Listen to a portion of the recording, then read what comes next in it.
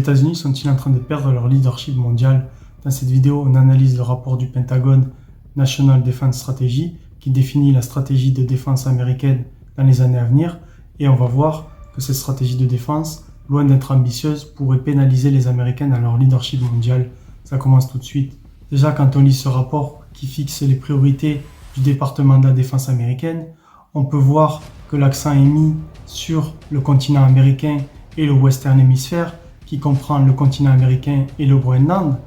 Donc les Américains changent de paradigme, car avant, les Américains étaient les gendarmes du monde, et maintenant, ils se contentent d'une doctrine Monroe, avec les États-Unis qui se contentent maintenant d'un contrôle total sur l'Amérique et non plus sur le monde entier, ce qui témoigne d'un manque de leadership américain sur le monde et d'un changement radical par rapport à avant. On peut comprendre cela car les Américains n'ont plus les mêmes ressources qu'avant, et dans un monde multipolaire où de nombreuses puissances émergent, les Américains ne peuvent plus faire régner leurs lois comme ils le faisaient avant.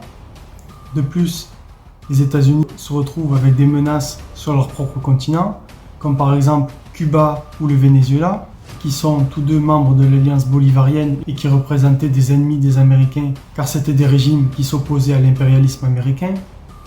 Et donc le Venezuela, Trump s'en est occupé début janvier avec l'arrestation de Maduro, et Cuba devrait bientôt suivre, car Cuba est extrêmement stratégique, car Cuba se trouve au centre du golfe du Mexique, et donc il y a une position stratégique entre le canal de Yucatan et le détroit de Floride.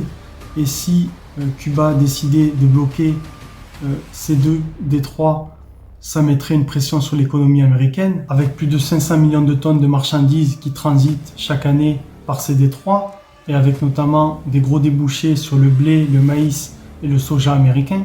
Et on comprend que les heures de Cuba, après ce qui est arrivé à Maduro, sont comptées.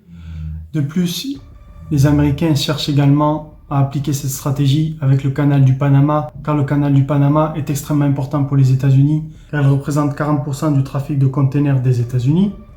Et donc les Américains ont évacué les Chinois de ce canal afin de sécuriser. Donc on voit que la stratégie américaine s'illustre avec des exemples précis.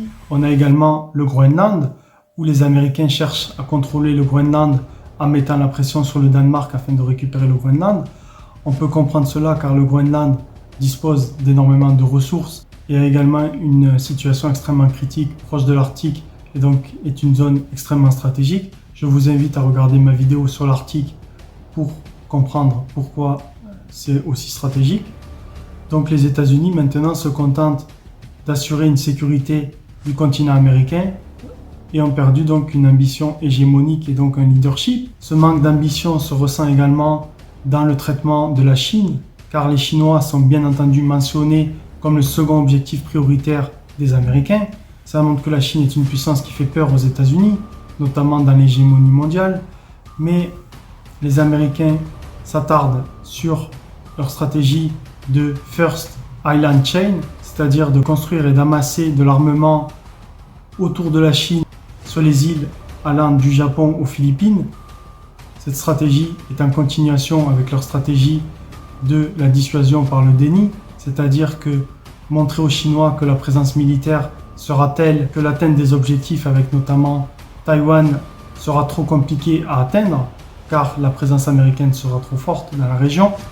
Mais ces aspects de contrer la Chine ne concernent que l'Indo-Pacifique, ils ne concernent pas une stratégie mondiale, et donc les Américains risquent de perdre au jeu de l'hégémonie mondiale, car les Chinois ont une stratégie bien en place pour gagner du terrain dans la domination du monde, qui ne se limite pas à l'Indo-Pacifique. Donc ça, c'est un point négatif pour le rapport stratégique. De plus, dans ce rapport, il y a une totale absence de Taïwan, qui est le point de friction principal entre Washington et Pékin, et donc une invasion de l'île est le scénario le plus probable d'une entrée en guerre entre les États-Unis et la Chine.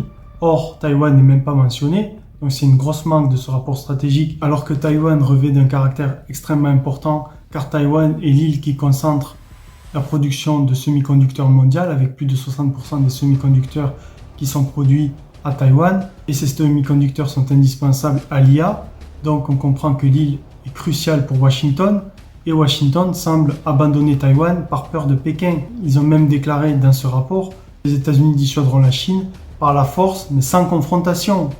Cela accrédite le fait que la dissuasion américaine est de façade et que les Américains n'iront pas jusqu'à un conflit armé pour Taïwan, car cela les décrédibilise totalement, car ils ont peur justement de la confrontation.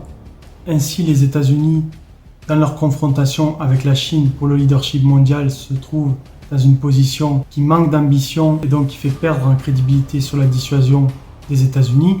Donc ça pourrait mettre à mal leur leadership mondial. Un autre aspect qui pourrait mettre à mal le leadership américain dans le monde, c'est sur les Européens, car les États-Unis veulent maintenant que les Européens investissent plus dans leur armement, qu'ils s'occupent de se réarmer face à la Russie. Dans le rapport, ils considèrent que la Russie est un adversaire faible qui n'est pas sur le point d'attaquer l'Europe, mais c'est une grosse erreur stratégique.